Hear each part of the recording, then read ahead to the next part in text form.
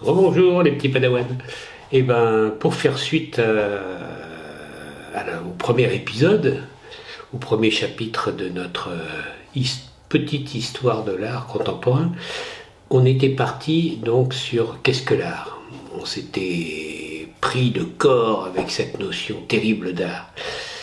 Pour tout vous dire, on a essayé donc de revenir très très loin aux hommes préhistoriques, puisque les premières formes d'art, comme on l'a vu, sont apparues dans les cavernes. J'ai pas été très complet. Je vous ai dit que effectivement, au niveau de Lascaux, c'était à peu près 17 000 ans avant Jésus-Christ. D'autres grottes, comme la grotte donc Cosquer, c'est des grottes donc qui datent à peu près de 30 à 35 000 ans avant Jésus-Christ. Mais récemment, on a fait des découvertes qui sont assez révolutionnaires et qui situent les premières fresques, enfin, les premières pour nous, pour notre datation, les plus anciennes qu'on ait trouvées à l'heure actuelle sont en Indonésie et aux Philippines, donc loin d'ici, en Extrême-Orient, et sont des grottes qui remontent à 65 à 70 000 ans. C'est très dur de faire une vraie datation très précise, mais on arrive quand même à cerner en gros cette période-là. Donc on a vu qu'avec les premiers hommes, même si on n'en est pas sûr bien sûr, il n'y a pas d'écrit, il n'y a pas d'enregistrement, etc. Donc c'est des supputations, mais quand même on se rapproche de quelque chose de sacré. On est dans les prémices du chamanisme, un rapport très fort avec la nature. On suppose que donc, ces premiers artistes sont en quelque sorte des espèces de chamans de l'image, et que ce qu'ils projettent sur les parois donc des grottes et des cavernes, ce sont des vœux.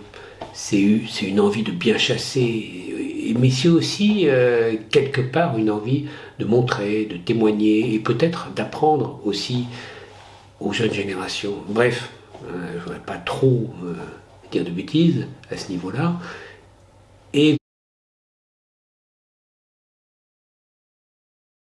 vous rappeler aussi qu'on a vu que progressivement, avec les premières sociétés organisées, c'est-à-dire la vallée du Tigre de l'Euphrate, l'Asie mineure, le Moyen-Orient, on est dans les premières villes, les premières civilisations, et que là, l'art, même s'il est dans les objets, s'il est dans les statuettes, s'il est dans la représentation toujours, il y a quelque chose qui commence à naître, qui est intéressant, et les artistes s'en sont sans doute aussi emparés, c'est l'écriture, c'est la naissance de l'écriture.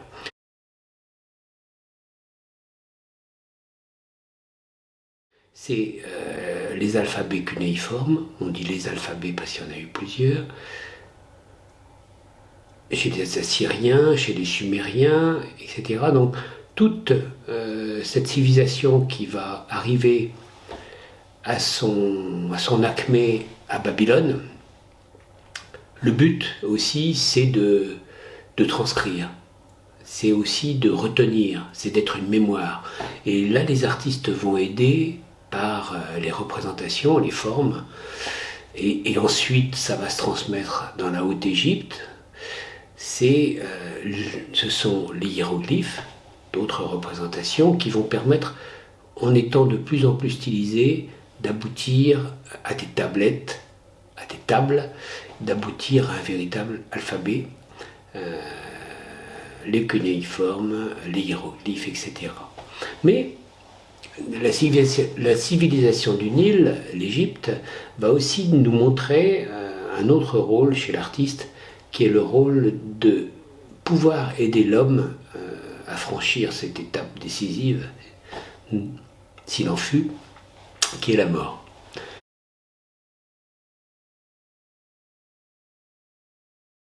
Et donc, l'un des rôles aussi de l'artiste, c'est de rendre ce moment important, inoubliable, et surtout de participer à un bon passage par un accompagnement avec des richesses, avec toutes les richesses que pouvait avoir le défunt. Et donc, statuettes, etc., objets d'art, draperies magnifiques, etc. Donc, tout était fait pour que ce passage se passe le mieux possible et dans les meilleures conditions. Donc ça, c'est l'un des rôles donc, de l'artiste. Au fur et à mesure, avec l'âge grec et l'Antiquité romaine, là, on s'oriente vers quelque chose d'un peu différent.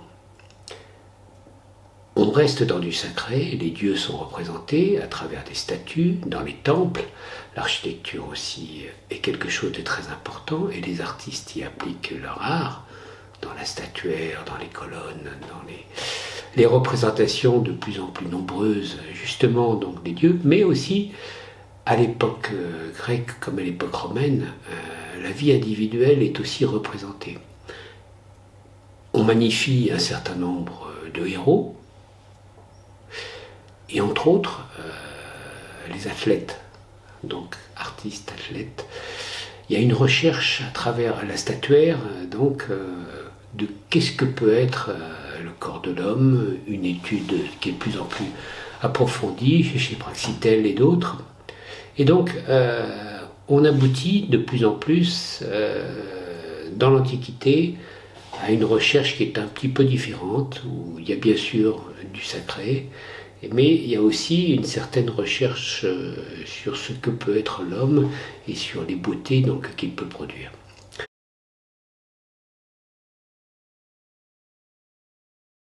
Ça va s'interrompre quelque peu avec la chute de l'Empire romain, mais ça va continuer dans l'Empire romain d'Orient, à Byzance, qui deviendra donc Constantinople et Byzance, et donc toute cette richesse qui va être déposée en Orient va progressivement, non pas disparaître, mais être un peu occultée dans l'ancien empire romain d'Occident. Et ce qu'on a appelé le Moyen-Âge, je vous ai dit, il n'y a pas de transition, vous vous rendez bien compte que, comme je vous ai dit pour la Renaissance, il n'y a pas un jour où on a dit « Ah, c'est fini l'Antiquité, maintenant mon gars, c'est le Moyen-Âge ».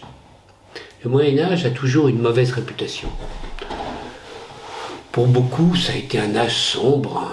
C'est un peu la légende qu'ont introduit les historiens donc, du 19e siècle, et même ceux d'avant, comme une période noire où pratiquement rien ne s'est inventé, où les choses étaient lourdes, violentes, où on avait des âmes frustres. Bref, le Moyen-Âge, heureusement, il a été réhabilité par un certain nombre d'historiens, dont Braudel et avant lui Marc Bloch, etc., avec son fabuleux ouvrage sur la société féodale, que je recommande à tout le monde.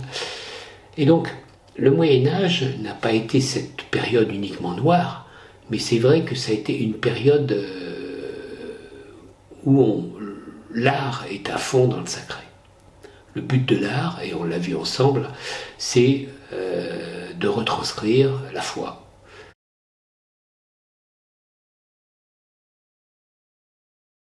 De la propager parmi le peuple, surtout à travers, je vous ai raconté, les rétables, les vitraux, toutes ces œuvres qui servent à raconter l'Évangile, à être facilement lisibles, parce qu'on le voit, parce que la lumière donne cette aura, cette auréole incroyable au récit donc, qui est raconté sur les vitraux.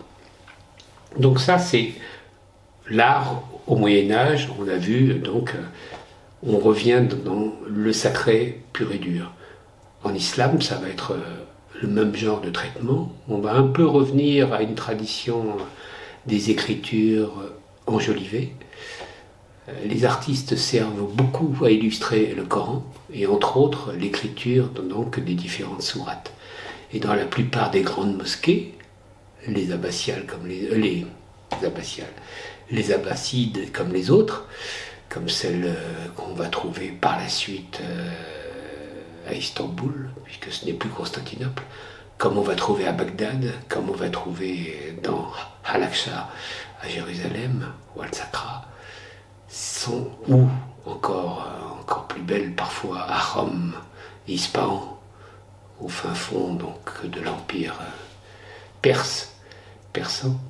Et donc, sont les Écritures, cette beauté donc des courbes, des lignes, etc., donc, qui représentent les sourates du Coran. Donc ça, c'était ce qu'on a vu et qui va changer, non pas du jour au lendemain, mais qui va changer progressivement au fur et à mesure que l'homme va s'affranchir un petit peu de Dieu. Et ça, c'est la Renaissance, où l'homme, non pas, ne renie pas encore, on n'est pas encore à la Révolution, mais ce qui est intéressant, c'est que justement, à la Renaissance, une plus grande place est laissée aux païens, un retour un petit peu au sujet profane, et on a le droit de parler de l'homme, et on a le droit de montrer qu'est-ce qui est beau. Alors c'est Botticelli, ce sont les artistes flamands, c'est un art qui est de plus en plus, qui rentre dans la vie de chaque homme. Ça a commencé parfois avec Giotto, déjà dans une façon de rendre les icônes de plus en plus terrestres. Ça a été amplifié à l'époque des fresques de Masaccio. Si vous allez à Florence, à Santa Maria del Carmine, restez-y un bon moment et admirez ces magnifiques fresques de Masaccio. On est vraiment là dans le tournant. On sent que c'est le moment important de la Renaissance. Et donc, même si c'est une scène sacrée, biblique, etc., on sent vraiment qu'on est dans un vrai tournant. Les gens bougent, les gens vivent, on est dans une vie presque au quotidien. Bref, ça nous prépare à tout ce qui sera l'art, c'est-à-dire à raconter une histoire.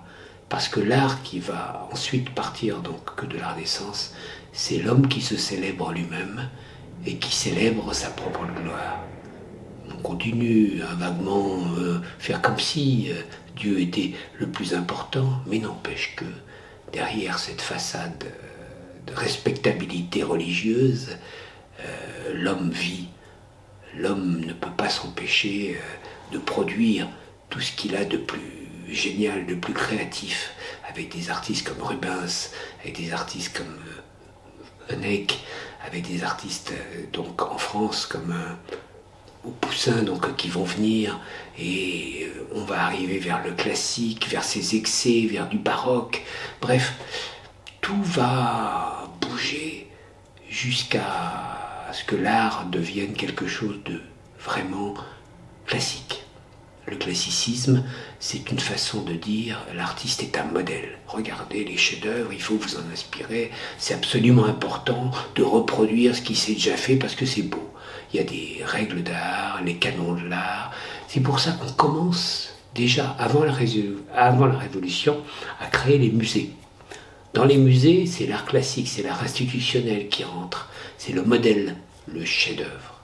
On est vraiment là dans quelque chose qui va être important. L'art comme exemple, comme histoire officielle.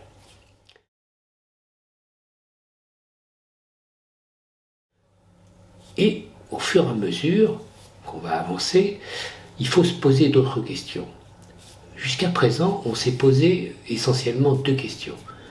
Qu'est-ce que l'art ? Et son corollaire qui est à quoi sert l'art ? Donc on a vu à travers ces différentes premières époques les différents rôles de l'art, les usages qui pouvaient en être faits. Et on va voir, dans un autre temps, qu'est-ce qui se pose comme autre question ? Quand on pense à art, à quoi pense-t-on ? On pense à l'esthétique, on pense à la notion de beau. Ça encore, c'est un sacré mot, c'est un sacré adjectif. Qu'est-ce qui est beau, qu'est-ce qui n'est pas beau ? Qu'est-ce que ça recouvre ? Donc il ne faut pas se cacher derrière son petit doigt et ne pas se confronter à qu'est-ce que c'est que la beauté.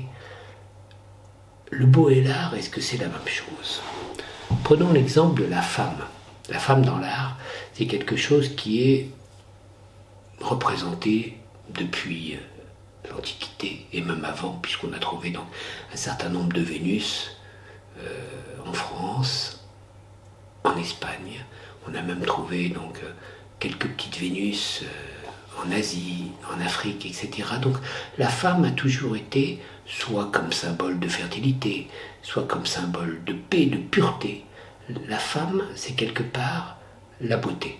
Elle personnalise la beauté. Et quand on veut représenter la beauté, on pense à Vénus, on pense à Aphrodite avant elle, on pense à tout ce qui est représenté, même à travers les icônes. Regardez comme le rôle de Marie est important. Marie, bien sûr, c'est la mère de Dieu, c'est celle qu'on va prier, c'est celle qui vous assiste, qui est auprès de vous, quand ça va bien, mais quand ça va mal surtout. Marie, c'est aussi quelque chose qui est pur, c'est quelque chose qui est beau, c'est quelque chose qui vous fait du bien.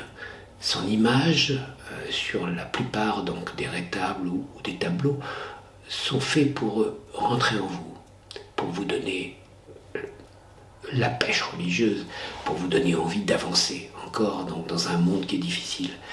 Après, quand on va rentrer à la Renaissance, la notion de chef-d'œuvre va être de plus en plus prégnante, importante. Bon, vous connaissez tous la Joconde, mais il y a d'autres femmes chefs-d'œuvre. Il y a la Vénus de Botticelli, il y a, etc. Il y a des femmes magnifiques à travers l'art de la Renaissance.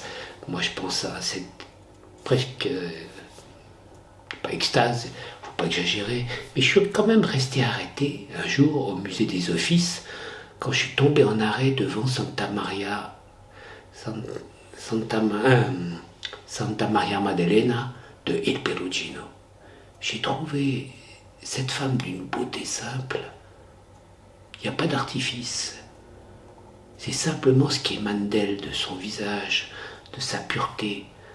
C'est pas une femme remarquablement jolie, mais elle en impose. Tout ce qui est en elle se reflète en vous, vous imprègne, etc. Et ça, ce sont des moments qui sont très importants. Et peut-être que les chefs-d'œuvre aussi, ça sert à ça. Et donc, la notion de chef-d'œuvre va servir au beau, à montrer à telle époque qu'est-ce que c'est que le beau. Quels sont les canons de la beauté? Alors, à travers la femme, c'est facile aussi donc de voir évoluer les canons de la beauté. À certaines époques, les femmes sont bien en chair, joufflues, on va dire, de partout. À d'autres époques, c'est complètement différent. Bon, bref, la taille doit être ceci, les seins doivent être cela. Bref, tout change, tout évolue. Le beau aussi, c'est quelque chose qui, à la fin donc du 19e siècle, va être mis en cause. Va être mis en cause, même en cours, je voudrais dire en cours donc, du 19e siècle. Et c'est à travers un certain nombre d'artistes qui vont dire, attention, peut-être que le rôle de la peinture, c'est pas que représenter ce qui nous semble le meilleur. Mais peut-être que le rôle de la peinture, c'est de représenter la société. Être une vérité. On est avant la photographie, ou en même temps que l'apparition donc, des premières photographies. N'empêche que un certain nombre d'artistes se posent des questions. Le beau ne suffit plus. Le beau, comme vrai classicisme, ne suffit plus. Il faut aller plus loin. Et le beau va évoluer, en quelque sorte. Ce qui va être beau, c'est peut-être ce qui va être pertinent. Par exemple, quand Gustave Courbet va travailler sur un enterrement ornant, il va travailler sur quelque chose qui rend bien la réalité de la France rurale, dans son village natal d'Ornans, autour de cet enterrement. L'enterrement ornant, c'est un grand moment, parce que c'est un tableau qui a été jugé comme indigne. C'est un immense tableau qui a été jugé comme indigne. Il a tellement été jugé comme n'étant pas un chef-d'œuvre qu'au début où il a été livré, il n'a pas été exposé en vedette. On l'a presque masqué. Un enterrement ornant, c'est presque un scandale parce que ce sont des gens du peuple, ce sont des gens de peu, ce sont des gens de la campagne, ce ne sont pas des gens importants, ce ne sont pas des généraux, ce ne sont pas des religieux, ce ne sont pas des héros, mais ce sont des gens qu'on peut croiser n'importe où, dans la rue, de tous les jours. Et ça, cette peinture réaliste, cette peinture-là, va commencer à faire réfléchir à la notion de beau. Oh, Gustave Courbet n'est pas un scandale près, parce qu'il y a aussi le scandale donc, du tableau qui est en face au musée d'Orsay, en face de l'enterrement ornant, vous avez l'origine du monde. L'origine du monde, ceux qui le savent voient très bien ce dont je parle, c'est un sexe de femme, c'est une femme avec les jambes ouvertes. Et donc ça, c'est une révolution, de par le sujet, de parce que c'est choquant pour la morale. La morale, le beau devait être moral avant, sinon c'était pas le beau, c'était quelque chose de répréhensible, c'était du vulgaire. Et là, Gustave Courbet met les pieds dans le plat.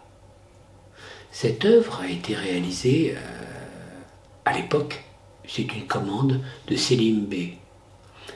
Et Selim Bey était un riche commerçant turc, ottoman, on disait à l'époque, et donc il l'a acquis et il l'a caché dans l'une de ses propriétés, et la toile avait disparu. Et comme elle était sulfureuse, on lui avait placé devant 2 panneaux en bois qu'on pouvait ouvrir, comme si on devait regarder en cachette. Comme si il fallait se masquer comme pour un film porno, on se cache, on ne dit pas au voisin qu'on regarde un film porno. Et bien là c'est pareil, l'origine du monde, on ouvre uniquement ces 2 panneaux de bois et on les referme. Et l'un de ses acquéreurs, ça a été Jacques Lacan, le grand psychanalyste. Et à quelques rares amis, il acceptait de montrer l'origine du monde. Heureusement, à la mort de Jacques Lacan, pour des droits de succession, etc., l'œuvre a été léguée au musée d'Orsay. C'est pour ça que maintenant, la France entière peut admirer, avec fracas, l'origine du monde. Ça, c'est bien pour vous dire comme le beau a évolué. Il a changé. Non seulement il a changé dans ses sujets, on traite de choses différentes, mais il a changé dans la forme. Au fur et à mesure que le 19e siècle va s'écouler, le beau dans la forme n'est plus ce qu'il était. Les peintres vont de plus en plus s'éloigner. Est-ce que c'est l'influence donc de la photographie qui est de plus en plus présente dans la société? Est-ce que parce qu'on n'a plus besoin de représenter aussi exactement qu'avant ce qui se passe autour de nous, les peintres vont évoluer. De même, ils vont essayer de se retrouver une motivation. Et ils vont travailler beaucoup sur les formes. Et Dieu sait si ça va changer. Ça va être d'abord un certain nombre de peintres comme Renoir, Manet, qui vont travailler de plus en plus sur des petites différences avec la réalité. D'abord, ça va être des formes moins précises, on va faire du vaporeux, on va travailler sur le détail, sur les paysages, on va mettre des couleurs qui n'ont peut-être pas à être là, et on va travailler sur le pointillisme, représenter les choses par des petits points, comme si les artistes avaient inventé le numérique avant le numérique. En tout cas, ils ont inventé les pixels. Et ensuite, on rentre dans la révolution de l'impressionnisme. Et progressivement dans la révolution qui va être introduite par Cézanne et d'autres, et qui va nous amener vers le cubisme. Et donc là, on est vraiment dans un changement de normes, dans un changement de paradigme. Les choses changent, on ne représente plus les choses comme il faudrait.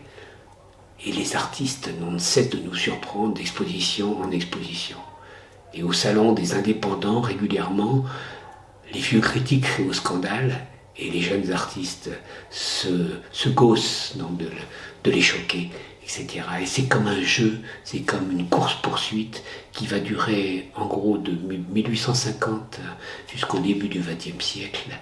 Et ça, c'est une aventure qui est formidable et que je vous raconterai au fur et à mesure dans la prochaine fois. Mais ce qu'il faut retenir ici, c'est déjà que le beau va évoluer et que le beau ne va plus être suffisant, purement classique, et que le beau va peut-être reposer, l'art va reposer aussi sur le fait d'être un art dans la société et un art qui pose des questions. On entre progressivement dans le XXe siècle, c'est le siècle où l'art va poser des questions et va être de plus en plus en lien dans la société. Merci, à la prochaine fois.